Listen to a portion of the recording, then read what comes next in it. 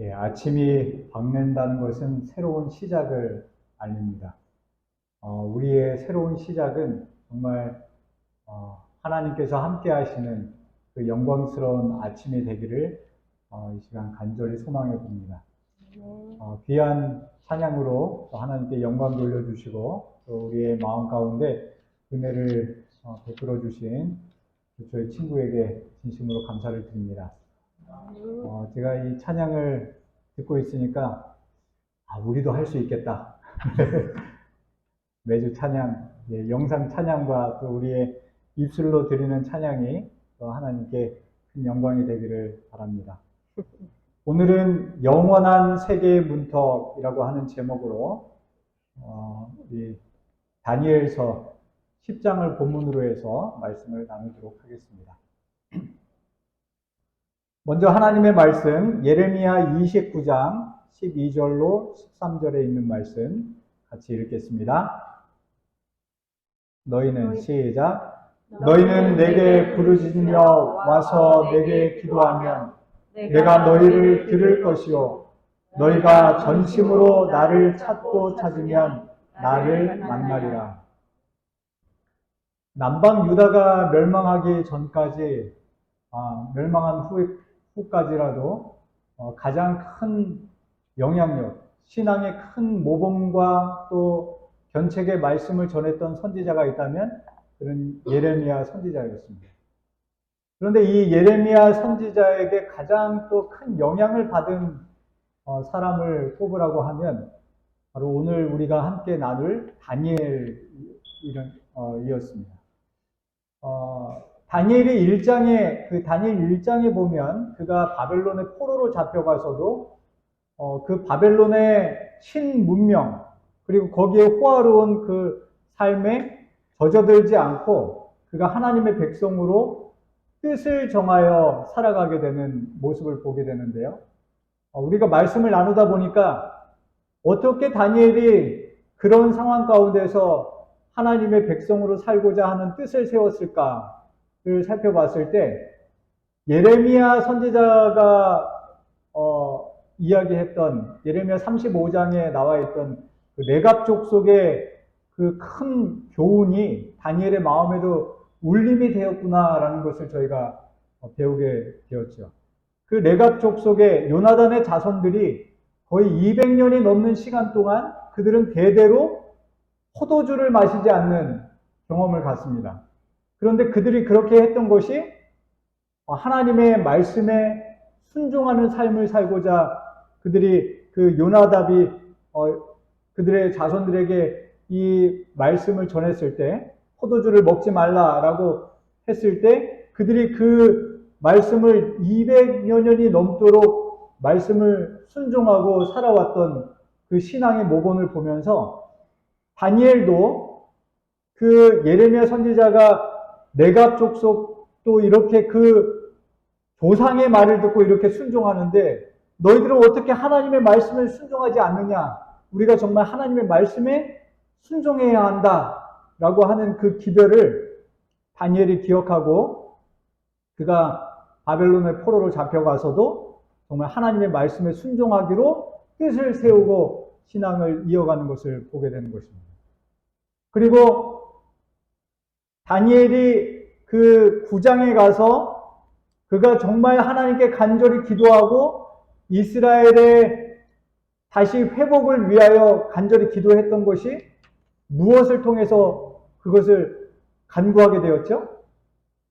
예레미야 선지자의 글. 70년 후에 이 포로 생활이 마치리라 하신 그 하나님의 말씀을 전했던 예레미야 선지자의 그 책을 읽고 그가 깨달은 다음에 정말 하나님께 간절하게 기도하는 것을 보게 되는 것입니다. 다니엘의 삶을 우리가 가만히 보면 그는 예레미야 선지자가 당부했던 그 말씀대로 살기를 굉장히 노력한 선지자였습니다. 특별히 여기의 말씀 가운데 너희는 내게 부르짖으며 와서 내게 기도하면 내가 너희를 어떻게 하겠다고요? 들을 것이요 너희가 전심으로 나를 찾고 찾으면 나를 만나리라 이 말씀을 누구보다도 그 삶 가운데 믿음으로 붙잡고 이 말씀을 의지해서 살아갔던 사람이 다니엘이었음을 우리가 보게 되는 것입니다. 그러면 다니엘의 삶 가운데 이 말씀이 어떻게 성취되었는지 오늘 함께 그 은혜를 나누도록 하겠습니다. 다니엘 1장에 보면 다니엘과 세 친구는 이 예루살렘 성이 멸망할 때 그들은 바벨론의 포로로 잡혀가 600km 이상 되는 긴 거리를 걸어서 끌려갔습니다. 어떻게 보면 낙담하여서 하나님을 떠나기 가장 쉬운 상황이었습니다. 그러나 그들은 그러한 어려운 환경 가운데서도 정말 이제는 삶에 그냥 적응하고 살아가는, 그냥 바벨론의 삶에 적응하고 살아가고자 하는 그런 유혹에 쉽게 노출될 수 있는 상황이었는데 그들은 현실을 따라가지 않고 하나님의 말씀에 순종하며 살아가기로 결심합니다. 하나님은 그들의 눈에 보이지 않으셨지만 그들과 함께 하셨습니다. 그래서 다니엘 1장에 보면 하나님께서 그들과 함께 하시는 여러 장면들을 보여주는데요. 1장 9절의 말씀을 성경이 있으신 분들은 한번 찾아서 같이 보겠습니다. 다니엘 1장 9절에 하나님이 다니엘로 환관장에게 은혜와 긍휼을 얻게 하신지라 라고 말씀합니다. 누구에게요? 환관장에게 은혜와 긍휼을 얻게 하셨다라고 말씀합니다. 하나님께서 다니엘에게 직접 나타나셨나요? 그러지 않았습니다. 그러나 그의 주변에 또 그의 삶 가운데 영향력 있는 사람들에게 은혜와 긍휼을 얻게 하셨다라고 말씀하고 있습니다. 제가 지난 5월 말에 들어와서 이민국을 가게 되었습니다. 원래 4월 달에 비자 연장을 신청했어야 됐는데 그때 4월 달에 제가 가서 비자 연장 신청 서류만 받아오고 그것을 제출하지 못하고 한국에 이제 가게 된 것입니다.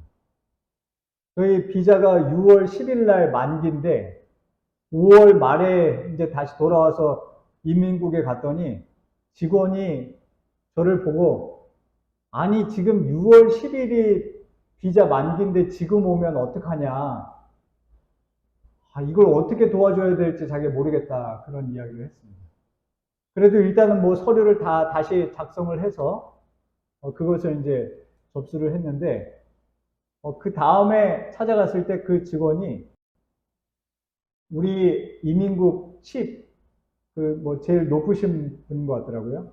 그분이 저희들의 사정 얘기를 듣고 그 비자를 빨리 해주라고 했다. 그러니까 걱정하지 말고 서류를 가져와라. 그러면 내가 여기서 그 일을 해주겠다라고 하는 소식을 듣게 되었습니다. 뭐 저희 마음 가운데는 속으로 이렇게 당장도 해줄 수 있는 건데 그동안 그렇게 뜸을 들였구나 이렇게 불평을 하기도 했지만 생각해 보니까 하나님께서 우리가 살아가는 이러한 삶의 구석구석에 정말 우리가 은혜와 긍휼이 필요한 부분들에 있어서 하나님께서 역사하고 계시는구나라는 것을 깨닫게 된 것입니다. 17절에 하나님이 이 네 소년에게 지식을 얻게 하셨다라고 말씀합니다. 제가 이 말씀을 읽는데 우리 이정아 지사님 가정이 생각이 났습니다. 우리 세 아들이 얼마나 다 그렇게 똑똑하고 정말 공부를 잘하는지 우리 첫째 은기는 마닐라 전체에서 그 독일어 경시대회에서 2등을 해서 독일에 유학도 갔다 오고 우리 둘째 응진이는 지금 변호사가 되기 위해서 계속 학업을 충실하게 이어가고 또 우리 은민이가 이번에 우리 한국으로 말하면 약학과에 또 입학하게 되어서 또 학업을 하게 되는 이런 상황들을 보니까 야, 이건 정말 하나님께서 우리 지사님 가정의 세 아들에게 특별한 지식을 주셨구나라는 것을 생각하게 됩니다. 그러고 보면 이 다니엘과 세 친구도 그들의 삶의 그 상황을 우리가 현실적으로 바라본다면 어떠했을까요? 그들은 그저 바벨론의 포로로 잡혀온 사람들이었습니다. 포로 생활이 불편한 점이 없었을까요? 많은 부분에 있어서 그들은 참 자신의 본국도 아니고 먼 타향살이의 포로 생활이 정말 힘겹고 어려운 상황들이 참 많았을 것입니다. 그러나 또 한편으로는 하나님께서 그들과 함께 계셨고 그들의 삶 가운데 복을 베풀고 계셨음을 보게 되는 것입니다. 다니엘 2장에 가면 이 다니엘서에 등장하는 첫 번째 하나님으로부터 온 계시가 소개가 됩니다. 그런데 이 계시, 이 이상은 다니엘에게 주어진 것이 아니라 느부갓네살 왕에게 주어졌다는 사실입니다. 다니엘은 다만 그 지식을 전달하는, 이 이상의 의미와 그 뜻을 전달하는 역할을 맡았을 뿐이라는 것입니다. 1장 17절 후반부에 보면 모든 학문과 제주에 명철하게 하신 외에 다니엘은 또 모든 이상과 몽조를 깨달아 알더라 라고 말씀합니다. 하나님의 뜻을 깨닫고 그것을 사람에게 전달해 주는 역할을 다니엘이 시작하게 된 것입니다. 그 다음 이상을 보면 4장에 가서 보게 되는데요. 4장에서도 2장과 별반 다르지 않은 상황입니다. 똑같이 누가 이상을 받나요? 예. 다니엘이 직접 이상을 받는 것이 아니라 느부갓네살 왕이 이상을 받습니다. 그리고 다니엘은 그 느부갓네살 왕의 이상을, 그 꿈을 해석해주는 역할을 하는 것입니다. 그런데 여기 2장과 4장에서 좀 다른 점이 있습니다. 뭐가 다를까요? 2장의 예언은 좀 포괄적이고 이 세상 전체에 대한 흐름을 알려주는 예언이었다면 4장에서의 예언은 느부갓네살 왕, 그 꿈을 받은 느부갓네살 왕 개인에게 해당되는 예언이었습니다. 그런데 이 다니엘의 입장에서 살펴보면 2장의 그 느부갓네살 왕의 꿈을 해석해 주는 것이 쉬웠을까요? 아니면 4장에서의 그 꿈을 해석해 주는 것이 쉬웠을까요? 예, 맞습니다. 전도사님 말씀하신 것처럼 2장에서의 그 꿈을 해석하는 것이 훨씬 수월했습니다. 예. 다니엘도 그것에 대해 주저함 없이 왕에게 그것을 설명합니다. 오히려 하나님께서 이것을 가르쳐 주시고 이것을 알려주신 것에 대해서 거의 흥분하다시피 다니엘은 담대하게 왕에게 이 기별을 전하는 것입니다. 그런데 4장에서 다니엘이 이 기별을 듣고 그 해석을 할 때는 사뭇 다른 분위기입니다. 4장 19절에 벨드사살이라 이름한 다니엘이 얼마 동안 놀라 벙벙하며 마음이 번민하여 하는지라 라고 말씀합니다. 왜 그랬을까요? 이 꿈이 길몽이었나요? 흉몽이었나요? 흉몽이었습니다. 아주 안 좋은 소식이었습니다. 그러나 다니엘은 이 기별을 전하는 것에 더하거나 덜하지 않고 하나님의 기별을 있는 그대로 느부갓네살 왕에게 전해준 것입니다. 하나님께서 그에게 맡기신 이 기별자로서의 사명을 그가 완수한 것입니다. 이제 시간적으로 보면 그 다음 계시는 어디에서 등장하냐면 7장에서 등장합니다. 다니엘 7장의 이 계시는 2장과 4장하고 뭐가 다를까요? 예.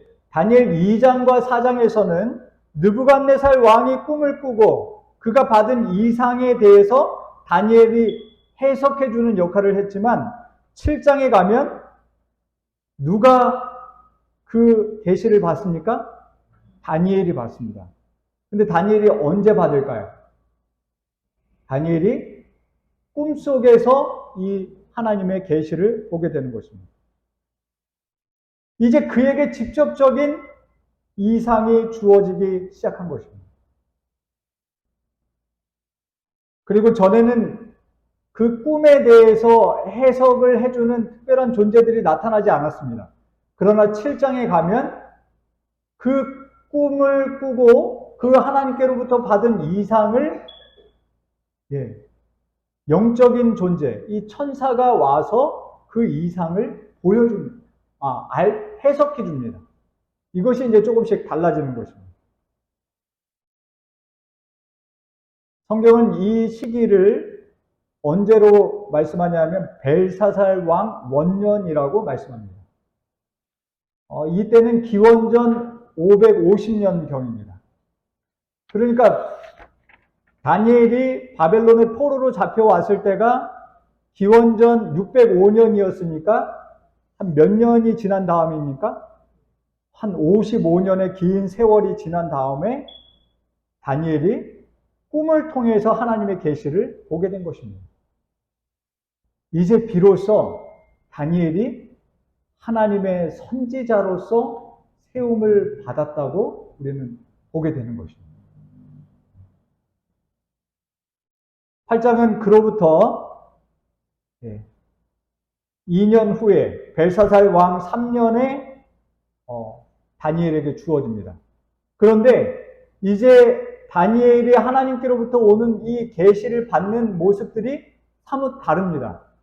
그 전까지는 이 꿈을 통해서 하나님께서 역사하셨는데 이 8장에 가면 다니엘이 깨어 있을 때 이상을 통해서 하나님께서 그에게 역사하시는 것입니다. 그리고 다니엘 7장에서는 그 꿈속에서 이상을 본 그 꿈속에서 천사가 해석을 해줬었는데 이 8장에서는 가브리엘 천사가 직접 그에게 찾아와서 그가 본 이상을 설명해 줍니다. 이제 현실적으로 하나님께서 그와 영적으로 교통하시기 시작하는 부분들이 이제 나타나기 시작하는 것입니다. 그리고 이제 8장 다음에 시간적으로 다음에 나오는 하나님의 계시는 어디에 등장할까요? 5장에 등장합니다. 시간적으로 보면 그렇습니다. 왜냐하면 이 다니엘 5장은 벨사살 왕이 죽던 그 해, 바벨론이 멸망하던 그 해였기 때문에 그렇습니다. 그런데 이 다니엘 5장은 바벨론이 언제 멸망하냐면 BC 539년에 멸망하거든요. 그러니까 550년의 이상을 본 후에 한 12년? 몇 년이죠? 거의 11년 뭐 그 정도의 시간이 지난 다음에 이 이상을 보게 되는 것입니다. 그런데 여기에 이 계시 가운데 나오는 이것을 보면 이제 하나님께서 이 계시를 어떻게 보여주시나 하면 그전에는 느부갓네살 왕 한 사람에게 꿈으로 나타나셨습니다. 그러나 지금 이 상황에서는 하나님께서 보내신 천사가 직접 그 왕과 거기에 모든 잔치에 참여했던 사람들이 보는 가운데 그 벽에 글씨를 써서 계시를 보여주시는 것입니다. 모든 사람들이 그 계시를 보았습니다. 그런데 그 계시를 해석할 수 있는 사람이 있었을까요? 없었습니다. 오직 누구만 그것을 해석할 수 있었나요? 다니엘만 그 글을 해석할 수 있었습니다. 7장에서 하나님께서 다니엘을 선지자로 세우셨다면 이제 이 5장에서는 모든 사람들이 다니엘이 하나님의 선지자임을 확실하게 알 수 있도록 보여주신 것입니다. 이제 다니엘 5장을 넘어가서 그 다음 다니엘에게 임한 계시는 어디에 나올까요? 예, 다니엘 9장에 나오는 것입니다. 바벨론이 멸망하고 페르시아가 등장한 그 첫 해에 다니엘에게 다시금 계시가 주어졌습니다. 그런데 9장에서는 가브리엘 천사가 바로 다니엘에게 찾아와 하나님의 기별을 전해줍니다. 참 흥미로운 사실은 이 가브리엘 천사가 어디에도 등장했었죠? 다니엘 8장에도 등장합니다. 그런데 이 다니엘 9장에서 지금 다니엘이 기도하고 하나님께서 이제 가브리엘 천사를 보내주시는데 8장과 9장의 분위기가 좀 다릅니다. 좀 흥미로운 단어를 보게 됐는데 다니엘 9장 21절의 말씀입니다. 여기 보면 뭐가 좀 특별한지 여러분 한번 찾아보시기 바랍니다. 곧 내가 말하여 기도할 때에 이전 이상 중에 본 그 사람 가브리엘이 빨리 날아서 저녁 제사를 드릴 때 즈음에 내게 이르더니 뭐 좀 예? 사람이요? 예. 예. 저도 좀 흥미롭게 본 단어가 이게 빨리 날아서라고 하는 단어입니다. 그냥 올 수도 뭐 천사들이 하늘에서 우리가 사는 이 세상까지 오는데 많이 걸릴까요? 예. 뭐 순식간에 오겠죠. 그럼에도 불구하고 9장에서는 어떻게 표현하고 있어요? 가브리엘 천사가 빨리 날아서 다니엘에게 오는 것입니다. 그만큼 다니엘이 지금 하늘을 향해 하나님의 보좌 앞에 나아가 기도할 때 하나님의 반응도 어떠신 것입니까? 신속하게 이루어지는 것입니다. 하늘과 이 세상에 있는 다니엘 사이에 거리감이 있습니까? 없습니다. 예. 바로 직통으로 연결되고 있는 상황임을 우리가 다니엘 9장을 통해서 보게 되는 것입니다. 자, 지금까지의 말씀들을 한번 정리해서 도표로 보겠습니다. 다니엘 1장에 보면 다니엘의 나이가 이 당시 한 17세, 뭐 많게는 20세까지 봅니다. 이 나이에 그가 바벨론의 포로로 끌려가 하나님의 자녀로 살고자 그가 뜻을 정하고 하나님을 그의 개인의 구주로 영접하고 하나님과 더불어 살아가는 그 삶이 시작되었지만 그때는 다니엘에게 직접적인 계시가 있었나요? 없었습니다. 그러나 그가 20살이 되었을 때, 3년이 지났을 때 무엇을 통해서 하나님께서 다니엘과 연결하기 시작하셨습니까?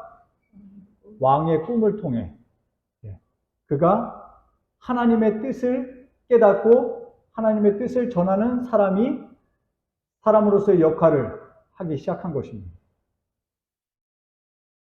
다니엘 4장 BC 568년경 그의 나이 55세가 되었을 때 그가 2장의 그 꿈을 보고 거의 몇 년이죠? 35년이 지났을 때 또 한 번의 그 꿈을 보고 하나님의 기별을 전하는 역할을 합니다. 그리고 15년이 지나서 벨사살 왕 원년에 다니엘은 직접적인 꿈, 자신이 직접적인 꿈을 통해서 하나님의 계시를 보기 시작합니다. 그리고 2년 후에 다니엘은 이상을 볼 뿐만 아니라 하나님께서 보내신 가브리엘 천사를 직접 만나는 역할을 하기 시작합니다. 그리고 5장에 가면 천사의 계시가 주어지면 그 해석을 하는 선지자의 역할을 모든 사람 앞에서 하기 시작하는 것입니다. 그리고 그의 나이 85세 가브리엘 천사가 그에게 찾아와 하나님의 말씀에 대한, 이상에 대한 해석을 알려주는 것입니다. 자, 이렇게 보면 다니엘 인생 가운데 하나님께로부터 온 그 계시의 그 상황들을 보면 점점 어떻게 되어가고 있습니까?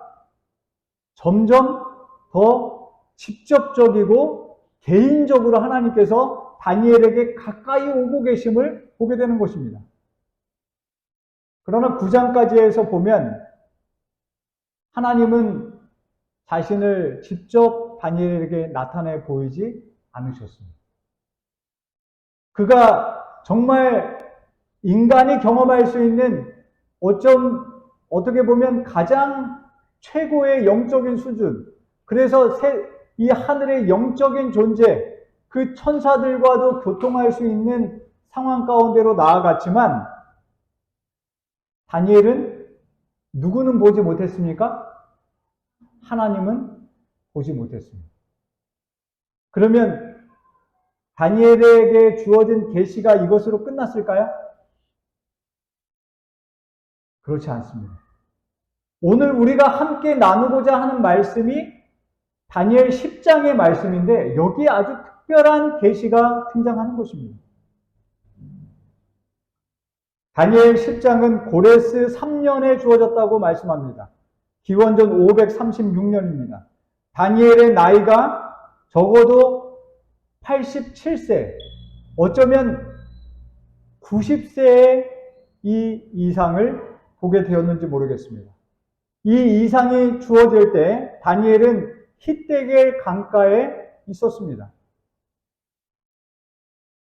그는 그곳에서 무엇을 하고 있었을까요?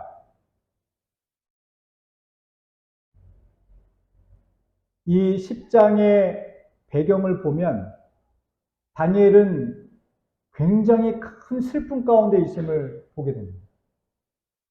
그리고 그가 그 슬픈 상황을 하나님 앞에 토로하기 위하여 그는 그 90세나 되는 연로한 나이에 3주 동안 금식 기도를 합니다. 그가 정말 애달픈 심정으로 하나님 앞에 나아가게 되는 것입니다. 그런데 그때 다니엘이 이처럼 괴로워하고 있을 그때 그의 앞에 마지막 하나님으로부터 온 계시가 보여지게 된 것입니다. 그런데 이 계시가 보여지기 전, 마지막 이상이 주어지기 전 특별한 사건이 그의 앞에 펼쳐지게 되는데요. 우리 다니엘 10장 5절로 6절에 있는 말씀 같이 한번 읽겠습니다. 그때 시작. 그때 내가 눈을 들어 바라본즉 한 사람이 세마포 옷을 입었고 허리에는 우바스 정금띠를 띠었고 그 몸은 황옥 같고 그 얼굴은 번갯빛 같고 그 눈은 횃불 같고 그 팔과 발은 빛난 녹과 같고 그 말소리는 무리의 소리와 같더라. 예. 여기에 설명하는 이 존재는 누구일까요? 예. 바로 우리의 하나님이신 예수 그리스도의 모습인 것입니다. 이 모습은 에스겔 1장과 요한계시록 1장에도 아주 흡사하게 예수님에 대해서 이렇게 설명하고 있습니다. 다니엘이 그토록 고대하고 그토록 기다렸던 그 하나님, 그 예수 그리스도께서 다니엘을 찾아오신 것입니다. 왜 이 고령의 나이에 하나님께서는 가브리엘 천사를 그에게 보내시기 전에 왜 그분 스스로가 그분 자신을 왜 다니엘에게 나타내 보여주셨을까요? 여기에는 이러한 의미가 담겨져 있을 것입니다. 다니엘아, 내가 여기 있다. 지난 70년 동안 너와 나는 함께 있었느니라. 이제 너와 함께 걸어왔던 나의 모습을 너에게 보여주고 싶구나. 사랑하는 성도 여러분, 다니엘은 일평생 하나님의 말씀을 의지해서 살아왔던 선지자였습니다. 그가 예레미야 선지자를 통해 주어진 그 말씀, 너희가 전심으로 나를 찾고 찾으면 나를 만나리라 라고 하는 그 말씀을 그의 마음 가운데 얼마나 깊이 새기며 살아왔을까요? 그의 고령의 나이에 정말 그 70년 만에 마치리라 한 그 예언대로 이스라엘 백성들을 예루살렘으로 회복할 수 있는 그 광경들을 바라보았던 그 다니엘이 그 예루살렘 성전을 다시 중건할 수 있는 그 역사가 사마리아인들에 의해 막히게 되고 그것이 중단되게 되었을 때 그의 마음은 너무나도 괴롭고 슬프고 아팠던 것입니다. 그 상황 가운데 하나님의 도우심을 간절히 바라는 그 다니엘에게 하나님께서 직접 그에게 찾아와 모습을 보여주신 것입니다. 다니엘의 인생 가운데 지난 거의 80년에 가까운 이 세월 동안 바벨론의 포로로 끌려와 그곳에서 겪었던 수많은 일들, 때로는 너무나도 어렵고 힘들어 사자굴에까지도 죽을 지경까지 내려갔던 그 다니엘, 그러나 한 번도 그를 홀로 두지 아니하시고 그와 함께 하셨던 하나님께서 이제 정말 어렵고 힘든 마음에 주체할 수 없는 이 슬픔 가운데 있는 다니엘을 직접 찾아와 그를 친히 위로하시고 하나님의 뜻을 이루시겠다고 약속해 주신 것입니다. 사랑하는 성도 여러분, 우리가 살아가면서 우리는 참 그리스도인으로서 이 세상을 살아가고 있습니다. 우리는 하나님을 믿는다고 공언하며 살아가고 있습니다. 그렇다면 우리가 정말 바라고 원하는 것은 무엇입니까? 하나님께서 주시는 축복을 바라며 살아가는 사람들입니까? 아니면 정말 하나님 그분 자신을 원하며 살아가는 사람들입니까?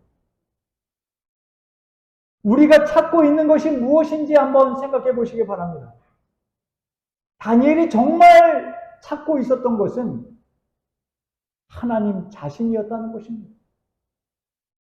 그래서 그는 정말 보고 싶고 그리워했던 그 하나님을 만나게 되었습니다.